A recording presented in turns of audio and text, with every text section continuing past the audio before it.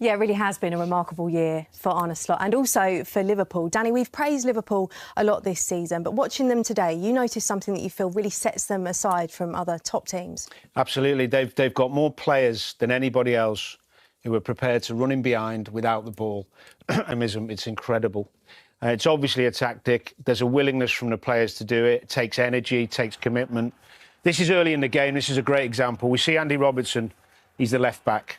He's in a left wing position, inside left position. Watch his run. What that does is it pushes the defence back, of course, but he's not the only one here. Luis Diaz, who's been playing in this false nine position and doing it brilliantly, always willing to run in behind. And that run there creates the space for Salah. We know he's always getting in the box in the right position. Should be 1-0. That was a warning. McAllister here, playing midfield.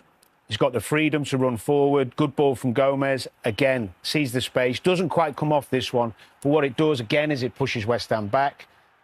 Gets Liverpool up the pitch. And we see so many players in the Premier League coming to feet all the time. Now, Mo Salah is probably the best in the Premier League at doing it, knowing when to run in behind and use his pace, especially when he's got Trent feeding him. But what a run this is from Curtis Jones. He's doing this more and more, playing in that advanced role, which Arne Slot's put him into. He's been sensational. Look at these two, again in behind. Diaz making the runs, willing to use his energy. Salah again in there, they get away with it. He creates the first goal again. Good movement from Diaz here. Curtis Jones ahead of him. And Ash, you know as well as anyone how difficult this is to defend against. Yeah, we spoke about it in the game, Danny. As a centre-back or any defender, you can see on this clip here that there's confusion. They don't know if they're playing offside. They don't know whether to stay with the runner, to go to the one that's going to feet. Great little bit of skill from Salah, and Gakpo gets his goal. But as you said, Liverpool are so dynamic in this. Salah, most players would come to feet here and show and want the ball to feet. But what a pass that is from Trent. And Salah's on his bike. As soon as he knows that someone's got their head up, the Liverpool players are all willing to run forward. And as a defender, it's so difficult because what you want is you want all of the players in front of you so you can see it, but it puts you in a little bit of confusion. And I do think that Liverpool are very excellent at that, as we've seen today. The other thing is a lot of teams may have one player who does it, maybe two at the most. Liverpool have got 4 or 5. It's nearly impossible to defend when they're doing it like that. Yeah, Mo Salah could have had more than the goals that he did get today. And if we take a look at this, it's remarkable. The quickest to 30 goal involvements in the history of the Premier League. I'm running out of ways to ask questions about Mo Salah, Ashley, but very simply, not only is he the best in the Premier League right now, do you think, is he the best in world football right now? Yeah, probably. I think so. I think that the numbers show that. And the way that he's playing, he played the game with a smile on... All day he had a smile on his face. He seems to be playing with some sort of freedom. Great body language. Yeah, he's just enjoying football. I think that's what, as a kid, you want to see players like him. And he's always going to pop up. He could have actually had probably quite an easy hat-trick today, and that goes to show how much he's enjoying it and getting himself into those positions. You also can't have a Salah conversation at the moment without mentioning his contract. He spoke about it again after the game, and he said he's still not close to signing. What do you make of that, Danny? It's Christmas Day, he said that. I hope it's a little bit of game playing, if you like, in terms of the negotiation. Every Liverpool supporter wants him to stay. I've got a really positive feeling that he's going to stay and they'll get it done. It's just taking a bit of time. These things do when you're talking about huge amounts of money. But he's the most important player Liverpool have at the moment. We've got to get him signed up. What about a West Ham point of view on things then, Ashley? Because this isn't the first time they've shipped a number of goals at home this season. Heavy defeats to some of the top sides have become a bit of a habit, haven't they? It's worrying. Yeah, it is. As good as Liverpool were, West Ham didn't really... they was never involved and they wasn't solid. They're trying to play a high line against what we've just showed. And this graphic that we've got on the screen now just shows they've got to start getting some clean sheets and stopping goals and being harder to beat, especially at home. OK, then. Well, to Goodison next. Everton. That's Arne Slot's record in all competitions since taking over from Jurgen Klopp in terms of the league. One more game to go and then we're at the halfway stage. Liverpool lead by 8 points already. And it's going to take an exceptionally good team to reel them in and some loss of form from Liverpool. Tim, I wonder from your point of view, from a manager's point of view, is the key the fact that he's actually changed so little? He's just done a little bit of tweaking here and there rather than any great revolution. Yeah, I think so. The tweaking has come with Gravenberch, for instance. He's playing in that 6th position, gives him a little bit more balance and poise. Everyone was speculating he needed a player in that position. He's found one, and he was already at the football club. I think he's got a calm demeanour about him, doesn't get too high, doesn't get too low. We love Jurgen Klopp, but was a big character. And then what I felt, for one, I was thinking, well, you don't want to follow him in there, but he's done it like a duck to water. I mean, he's absolutely magnificent the way he's took it. Everyone's happy at the football club. We've got 3 players, huge players. We keep talking about them out of contract. We're not talking about that really. You know, maybe there are whispers about it. But as soon as they keep winning, no one will even talk about that until the time comes where they sign their new deals or they leave the football club. I tipped up Arsenal, didn't I? And I think I was sitting on here, but I've seen them live now. I went to the Tottenham Hotspur Stadium and saw them live, and I'm going to change my mind. It's theirs to lose. I mean, they are so strong off the bench as well. The firepower what they have. Mo Salah is a little genius. I mean, incredible. Van Dijk is like the player we saw 2-3 years ago. And Trent Alexander-Arnold, we're using them 3 as an example. He passes it better. He's like there with David Beckham with his range of passing. And they balance what they have through the midfield. And like I say, the firepower, the goals come from all different angles, not to mention the best goalkeeper in the world in Alisson. I can't see anyone getting anywhere near him.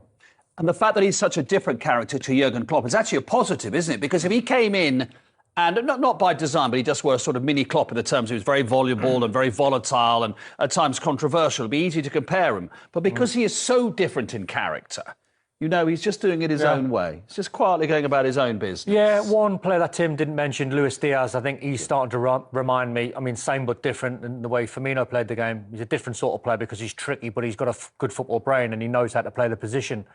But yeah, I agree. I think the tweaks come from the style. I think the tweaks come from keeping hold of the ball a lot more patient, where Jurgen Klopp always said about heavy metal football.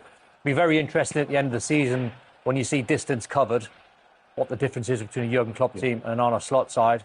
But this is Luis Diaz getting his goal. And by the way, they could have been 4 up before they got the first. So the true reflection of this scoreline could easily have been 9 or 10.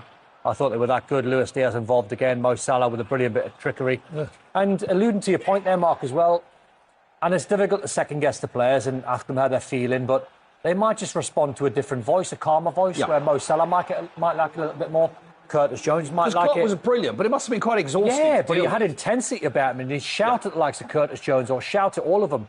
And all of a sudden, we've all played, me and Tim, in front of different managers or 4 different managers, and some respond differently, and some might respond a little bit better with a calming influence, more of an arm around the shoulder, tell them that they're great, put them in better positions, ask them and tell them to be a little bit more calm and enjoy the football, because as Tim said, when you look through the spine of the side, you look at every one of them, I mean, they're flawless. They're flawless in the Champions League. It's only Forest that's beat them in the Premier League.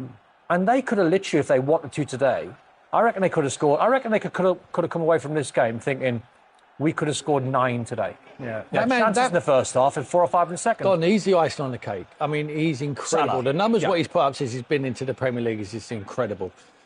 But he's smiling again. All of a sudden, I saw him growling. I saw him arguing. And it was at this stadium when he was arguing. Yeah, you remember Jurgen the famous Klopp. bit about, I better not say what I want to say. Well, him out of contract. I thought it was the beginning and the end for him at Liverpool. I really did. I'd done a Liverpool comms in COVID. And obviously there was no fans in the stadium, so you could hear everything that was being said. And Jurgen was very vocal towards Trent. And Trent shouted back at the manager. And I thought, ooh, that looks a little bit sort of different. But they respected each other and they obviously loved each other. Maybe you should just start seeing now a group of players who are just absolutely enjoying their football. And Tim's nailed it. You're looking at like Mo Salah and Jota and anyone, Diaz, go through right across the team. They're loving playing games. I mean, Gakpo's having his best season in Liverpool show, isn't he? There's a great example. Yeah. You know, a calmer Arne Slot to Gakpo. Yeah. He's got him playing at a completely different level. He threatens a goal every time he plays, doesn't he? You know, he certainly, I stuck him and captained in my fantasy team. I mean, because he always affects the game. He drifts in from the left-hand side. He's not just in there to deliver crosses. He drifts inside and he threatens. Every time goals you've seen there, where they're going from the heart, they're going straight from the width of the goal, trying to thread passes through. You see Diaz trying to thread through. An easy pass there, but he tries to thread one through. It rebounds off a defender and he's in the middle of the goal and he just smashes it in the back of the net. They penetrate at every opportunity. Look at that's quite a list to be on top of, isn't it? It says it all about Salah's contribution to the team. I asked him before, and it's a great pub debate when you're in the pub with your pals and you're chatting. And if you stood all the 3 of the players, you stand Van Dijk and Salah and Trent, all right in front of you, and you could say to 100 people, who do you think should be first? Who would you sign first? I'm in the Virgil camp. But you could say Trent. I'd say Salah. You could say Mo Salah. And none of us are right. No. And none of us are wrong because they're all 3 genius players. Yeah. Will they all stay? 2 of the 3 will stay. Yeah, I think 2 out of 3 ain't bad, as Meatloaf sang once upon a time. I think from Trent's point of view, I mean, all we're hearing is whispers. We don't know, so we're second guessing. But I wouldn't put it past him to win all 6 of those. And Forest are doing brilliantly, by the way. We're not riding off Nottingham Forest. Trent's been at the club for 20 years, and he might just fancy a change. Yeah. But the feeling I get... I think if you finish your career and you say, I played for Liverpool, Real Madrid and England, oof. I'm back to Liverpool again. Oof, that's about Liverpool. Listen, you played for West Ham and you played at Upton Park, and I went to Upton Park hundreds of times, many times. It was brilliant. The atmosphere, the intensity, the passion, the pride, all of that was missing today. All of that was missing, Don. It was a pale imitation of West Ham. Bizarre, because a team that's been in OK form, not playing great, but unbeaten in 4. I thought they'd have come into this game with a little bit of confidence and a little bit of organisation and a will to go and try and beat Liverpool. I played in the West Ham side against Liverpool when I moved on, scored a brace at Upton Park, had something to sort of prove. I looked at a West Ham side today and I just thought, and I've said it before, a bit pedestrian, a little bit slow. Some of the goals was lack of tackles, lack of effort, a lack of organisation. That's what I saw under David Moyes, a team that was really organised, even though they took a couple of spankings, and he'll admit that himself. But there's teams now coming to the London Stadium, like Arsenal, who have been there twice and hit them a 6 and a 5 in the last season and a half. Chelsea went there and won 3, but that felt like it was a 5 or a 6. And I said Liverpool could have scored 9 today. There's something missing. I don't want to just keep saying it was the stadium when they lose the game, because stadium's the stadium, but it's not the same as Upton Park. It never, ever will be. I'd wonder if just teams are going there, like Liverpool, in this big, expansive stadium and thinking, let's go and play football today. Yeah. We didn't compete as we were thinking to compete today, and as the opponent, as Liverpool, the demand. Today, we have played against one of the best teams maybe now around the world in the current moment. But it's true that we have to better. Your goal today was assisted by Mo Salah. Did he mean that little bit of skill? I didn't see it back yet, but I think the beginning of the attack was already smart from him not to go to the ball because he thought he was offside. Yeah. Then obviously Lucho made a great run in behind, passed it to Mo, and then maybe it was skill, maybe it was a little bit luck. I don't know. I have to see it back, but at the end the ball came to me through Mo, and I tapped it in. You've coached 49 games, 27 with Liverpool, 22 with Feyenoord in 2024. You've lost 1 of them.